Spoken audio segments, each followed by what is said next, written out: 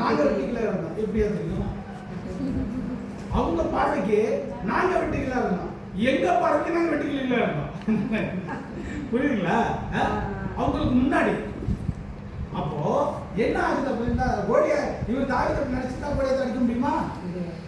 அப்போ இவரும் நம்ம யோசுவாவும் காலேப் தான் சொன்னாங்க, கர்த்தர் நம்மில் பிரியமாயிருந்தார். அல்லேலூயா.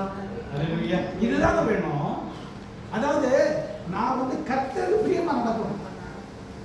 கர்த்தருக்கு பிரியமா நடக்க முடியல அப்படின்னா ஆவிக்குரிய வாழ்க்கையை ஃபேஸ் பண்ண முடியாது. கர்த்தரின் மேல் பிரியமாயிருக்கும், அப்பதான் ஜீவகிரீடம் கிடைக்கும். அப்பதான் ஜீவகிரீடம் கிடைக்கும், இல்லாட்டி ஜீவகிரீடம் கிடைக்காது. அவங்க ஜீவகிரீடம் எனக்கு வேணும் அப்படின்னா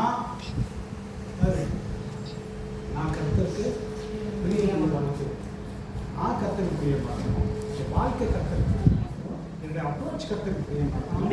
என்னுடைய வாழ்க்கையில எல்லாம் கரெக்டா பிரியமா இருந்துச்சுன்னா ஜீவகிரீடம் கன்ஃபார்ம். அதில் ஒன்றும் மாற்றம் இல்லை அப்படின்னா இல்லை. கடைசியில் முடிச்சிடலாம்.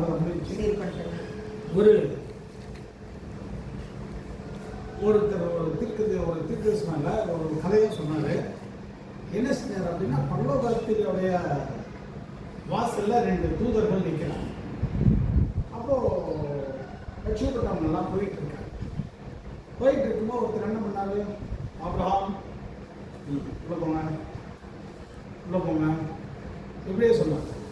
பிச்சைக்காரன் உள்ள போவோம், பிச்சைக்காரலாம் உள்ள போவோம், ரொம்ப பொறுமையானவங்க உள்ள போகலாம். நல்ல பெரிய தூக்கி விட்டு அங்கி போட்டவர் அவருக்கு நிப்பாட்டிட்டாங்க.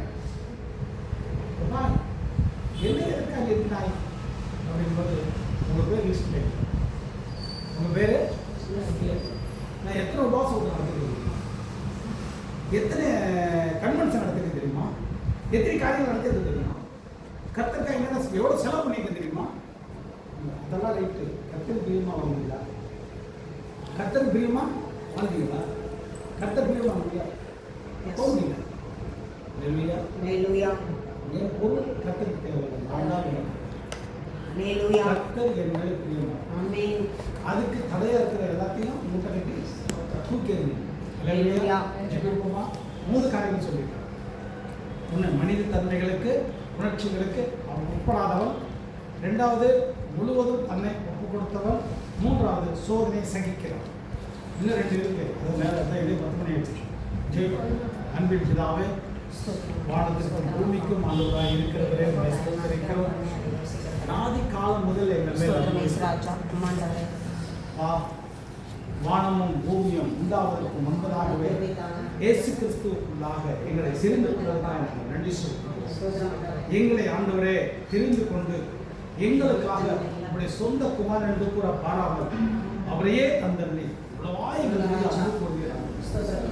நீதிமானுக்காக ஒரு மனிதர் அறிவு, நல்லவனுக்காக எங்காவது ஒரு மனிதர் என்னை போன்ற பாவிகளுக்கு அவர் சொந்த குமாரனுக்கு அன்பை விளங்க பண்ணதுக்காக நாங்கள் நன்றி சொல்கிறோம். அப்படி ஒரு பெரிய ரட்சிப்பை எங்களுக்கு கொடுத்திருக்கிறது. கர்த்தாவே, நாங்கள் உமக்கு பிரியமாய் வாழ உதவி செய்ய, தீமையை சகிக்கிற மக்களாக எங்களை மாற்ற, தீமை ஆண்டவரே நாங்கள் வந்து எஸ்கேப் ஆகி போற மக்கள் அல்ல, சகித்து தாண்டி போக உதவி செய்கிறோம். கர்த்தாவே, உடைய கிருபைகளுக்காய் நன்றி. இந்த நாளிலும் ஆண்டவரே நாங்கள் ஒன்று கூடி துதிக்க, ஸ்தோத்திரிக்க, ஆண்டவரே விசேஷமாக சங்கீத காரியங்களை நாங்கள் கற்றுக்கொள்ள, ஆண்டவரே செய்திகளை நாங்கள் கற்றுக்கொள்ள தேவன் பாராட்ட கிருபைகளுக்காய் நன்றி சொல்கிறோம். இன்றைக்கு நாங்கள் கேட்ட வார்த்தைகளிலே நாங்கள் ஆண்டவரே மிகவும் சந்தோஷம் அடைகிறோம். மிகவும் ஆண்டவரே மிகவும் புரோஜனமாக இருப்போம் என்று நாங்கள் உறுதிப்படுகிறோம். ஒரு வார்த்தை சங்கீதம் சொல்லப்பட்டிருக்கு, என் கால் சறுக்குகின்ற சொல்லும்போது உங்களுடைய கிருபையை தாங்குகிற சொல்லும்போது ஆண்டவரே இதுக்கு மேலாக நாங்கள் என்ன நாங்கள் செய்வோம். எங்களுக்கு பின்னாடி நீங்க தாங்கி இருக்கிறீங்க அப்படின்றத நாங்கள் புரிந்துகொண்டோம். அதற்காக ஸ்தோத்திரம் நன்றி செலுத்துகிறோம். யாருடைய ஆசீர்வாதத்தையும் வழிநடத்திட்டாங்க. கேட்ட வசனங்கள் எங்களுக்குள்ள கிரியை செய்யட்டும். ஆண்டவராகிய இயேசு கிறிஸ்து நாமம் மகிமைப்படுவதாக. ஆமென். ஆண்டவராகிய இயேசு கிறிஸ்து நாமத்தில் ஜெபிக்கிறேன், துதிக்கிறேன். வானத்தில் உண்டாக்கின தெய்வத்துக்காக ஸ்தோத்திரம். ஆமென். ஆமென்.